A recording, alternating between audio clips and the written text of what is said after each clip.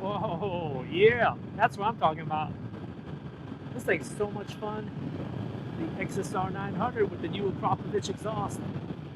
So I haven't had a chance to ride this thing yet since I put it on. I put out a video on the installation process about a week ago, and it was real easy, no problems. A couple little things that were kind of a pain in the butt, but generally it went real smooth, real quick. Took me about an hour. Highly recommend it. Anybody with a couple of little hand tools like an Allen head and like a couple sockets, and it's done. It's very easy. Highly recommend you do it yourself. Save yourself some money. But this exhaust pipe, um, this thing's amazing. It's not real loud. I thought it was going to be a lot louder than it is. And you know, my Vulcan S is really loud. I did a video on that, and it's like annoyingly loud. I've started to get used to it now, but it still bothers me.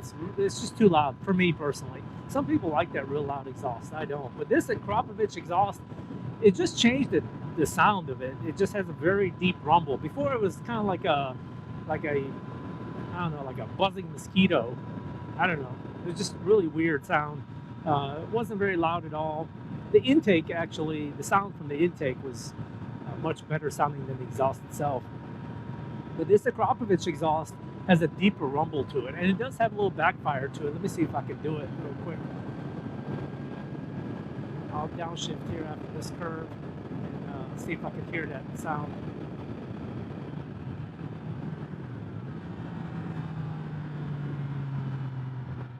All right, it didn't do it this time, but it does have a little bit of a backfire when you're downshifting, and the sound of it is it's like a deep rumble, but it's not loud.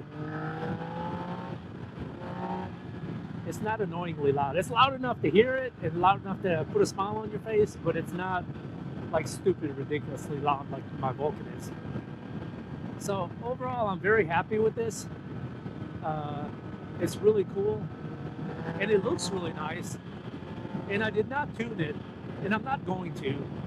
Be honest with you, some people are saying you get a little bit more power out of it, and it smooths out the herky-jerky of the throttle, but I don't think it's that bad. I ride in standard mode most of the time. For you, those of you that don't know, they have A standard and B. B is like almost like a rain mode. It smooths out the throttle and the throttle response. I don't know if it actually reduces power or not. I've seen some videos say that it just changes the response of the throttle, and some say it reduces the horsepower a little bit. I don't know. That kind of information didn't come from any credible source, or they did not say where they got that information from. I did not see it on Yamaha's website anywhere. But anyway, so I'm not going to tune it. I don't need a few more horsepower out of it. I just don't. I mean, this thing's plenty fast as it is, plenty powerful. And anyway, so B mode is the I call it rain mode. Standard is like a in between, and then A mode, I guess, is like, I don't know if it's full power or they just make the throttle more sensitive. But I don't ride in A mode because the throttle at lower speeds, it is kind of jerky, kind of on-off-ish. Not real bad, but I don't like it, so I just don't do it. I ride in standard mode most of the time. In fact, 90% of my time is standard mode. And so, anyway, so I'm not going to tune this bike. I just don't see the need for it. I don't see the need for a power commander or ECU flash. It doesn't set a check engine light, or it has not yet. If it does, I probably will, but if it doesn't, I'm just going to ride it like this. Akrapovic said that you don't have to have a tune with this. It will not cause a check engine light. So if it does not, and that's the way I'm going to roll with it. And I don't notice any kind of power delivery difference. I don't notice a lag anywhere. I mean, this thing is plenty fast. So I'm just going to leave it the way it is. I'm not going to mess with it. I'm just going to let it roll. But anyway, it sounds good. It looks good. And we'll see how it goes. But I'm going to I'm just gonna leave it the way it is. That's why I've decided. That's bottom line. But anyway, if anybody else tuned it or did an ECU flash or power commander with the Akropovic exhaust, let me know in the comments below. Did you notice the difference? What was the difference, and how much did it cost? Whether it was a power commander or an ECU flash. Let me know what you think. Was it worth the cost? Did you notice the difference? And if so, what was the difference?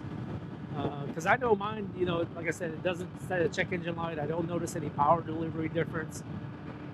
I really don't notice a difference other than the sound and the looks. So, yeah, I'd be curious to know what other people have done if you had an Akropovic exhaust. Now, some other ones might set a check engine light or cause some sort of power delivery difference, or I don't know. I've never heard that before, but I guess it's possible. But I wouldn't mind hearing from others that have done it. So if you have, comment below. Oh, and if you like my video, subscribe to my channel. I'm going to put out some more videos, and I got several out already. Go check them out. Hit the like button if you like this video. And this afternoon, I'm actually on my way to work. This afternoon, I'm going to try to hit one of the twistier roads and try to crank this thing up and see how it is. And get to listen to the sound a little bit. But it's not annoying. In fact, it's barely louder than the one I had before, the original exhaust. And now I know it does have a removable baffle, but I'm not going to take it out. I'm just going to leave it. I like the volume of the exhaust. I don't want it too loud. My Vulcan's too loud, so I'm just going to leave it the way it is. I'm not going to take the baffle out. I thought about doing it just to try it, just out of curiosity, and I can always put it back in. But I don't think I'm going to do it. So let's listen to it after this truck turns. I'm going to crank it up a little bit and see how it is.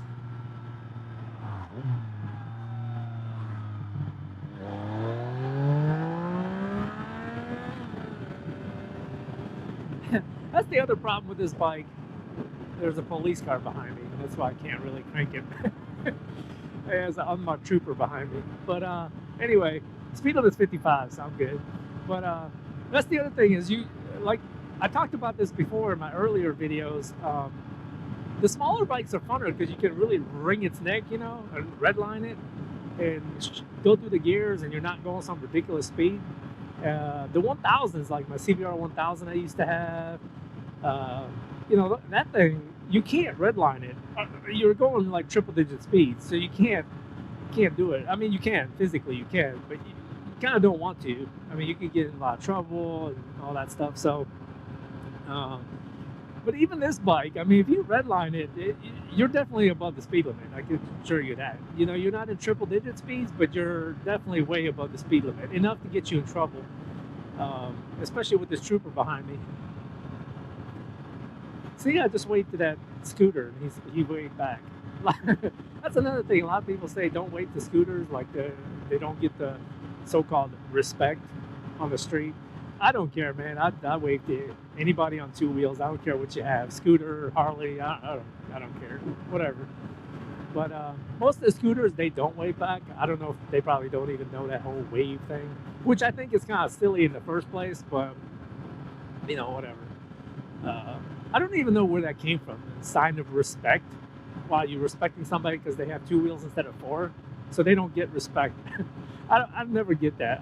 I wave to them not to respect them. I just wave to them and be like, hey, how's it going? Nice bike, you know, something like that.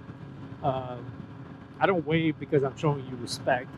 I don't know. I don't even understand where that came from, but that's a whole different topic in itself. So anyway, so this afternoon on my way home, I'm gonna hit some of the more twistier roads, either today or tomorrow. I do have something to do this afternoon after work, so I need to try to get off work a little bit early so I can get that done. So I might not have time, but tomorrow for certain, I'm gonna ride this bike again to work tomorrow, and I'm gonna hit some of the twistier roads and try to listen to it. But I do love the sound of this exhaust bike, and it looks amazing. Anyway, check out my next video, hit the like and subscribe button, and stay tuned.